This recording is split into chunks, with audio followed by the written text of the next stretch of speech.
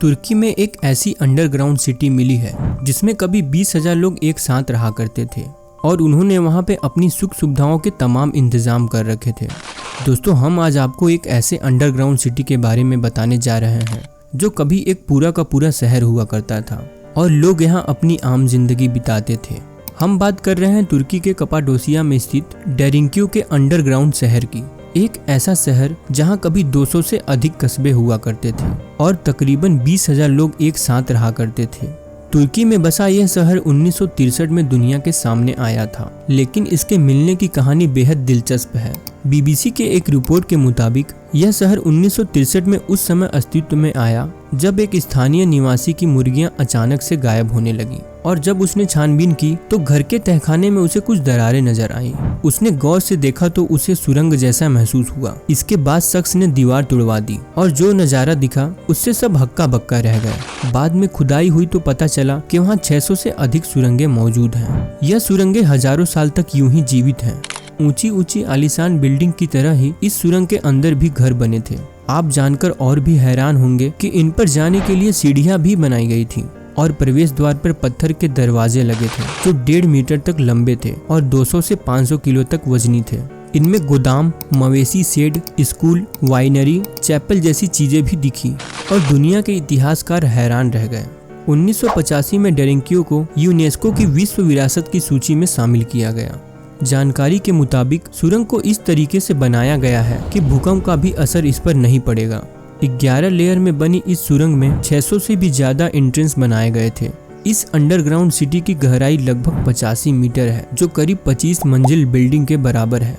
कमाल की इंजीनियरिंग करते हुए उन्होंने यहाँ 50 से भी अधिक वेंटिलेशन शाफ्ट बनाए थे जिससे सभी घरों में और अंडरग्राउंड रास्तों में नेचुरल हवा आती रहे। उन्होंने यहाँ पे साफ पानी के लिए कुएं भी बनाए थे जो करीब 55 मीटर गहरे थे। इस शहर में 200 कस्बे थे जो आपस में एक पतली टनल से जुड़े थे। इन टनल को पतला बनाया गया था ताकि दुश्मन इसमें अपने हथियार लेकर न जा सके। इसके अंदर एक चर्च भी है जहां वो इकट्ठा होकर प्रेयर करते थे। चर्च के बगल में कब्रिस्तान भी बनाया गया था जहां वो अपने परिजनों के शवों को दफनाते थे। कहा जाता है कि हजारों साल पहले तुर्क शासन के अत्याचार से बचने के लिए लोगों ने इस सुरंग को बनाया था और वहां जाकर उसमें छुप गए थे। टर्किश डिपार्टमेंट ऑफ कल्चर के मुताबिक इस सुरंग को लगभग 700 से 800 ईसा पूर्व में बनाया गया था जो लगभग 4 किलोमीटर तक फैली हुई है। डिपार्टमेंट की माने तो इस क्षेत्र में प्राचीन ज्वालामुखी की मुलायम चट्टानें हैं। चट्टानों के मुलायम होने की वजह से ही लोगों ने इसे खोदकर सुरंग बना दिया और इसमें रहने लगे। असल में ज्वालामुखी की चट्टानें हवा के कांटेक्ट में आते ही ठोस होने लगती हैं, जबकि इसके भीतर की परत नरम होती है। फ्लोरिडा स्टेट यूनिवर्सिटी में प्रोफेसर एंड्रिया डी जियोर्गी ने बताया, कपाडोसिया की मिट्टी में पानी की कमी थी जिससे चट्टानें आसानी से उखड़ जाती थी, इसीलिए यहाँ से अंडरग्राउंड मकान बनाने की प्रक्रिया शुरू हुई होगी। इस क्षेत्र में कुदाल और फावड़े से पत्थर को तराशना ज्यादा आसान था। लेकिन डेरिंक्यू को किसने बनाया था और इसका श्रेय किसे देना चाहिए, इस सवाल का सही जवाब आज तक नहीं मिल पाया। जियोर्गी के अनुसार इस शहर को फ्रीजियंस द्वारा डिजाइन किया गया होगा। उनका कहना है कि अनातोलिया में फ्रीजियन सबसे महत्वपूर्ण साम्राज्यों में से एक थे। इनके पास चट्टानों में स्मारक को तराशने की कला थी। शुरू में डेरिंक्यू का उपयोग गोदाम की तरह किया जाता था, लेकिन जब विदेशी आक्रमण बढ़ने लगे तो स्थानीय लोगों ने इसमें अस्थायी आश्रय लेना शुरू कर दिया। बिजान्टिन काल के दौरान शहर की आबादी 20,000 तक पहुंच गई।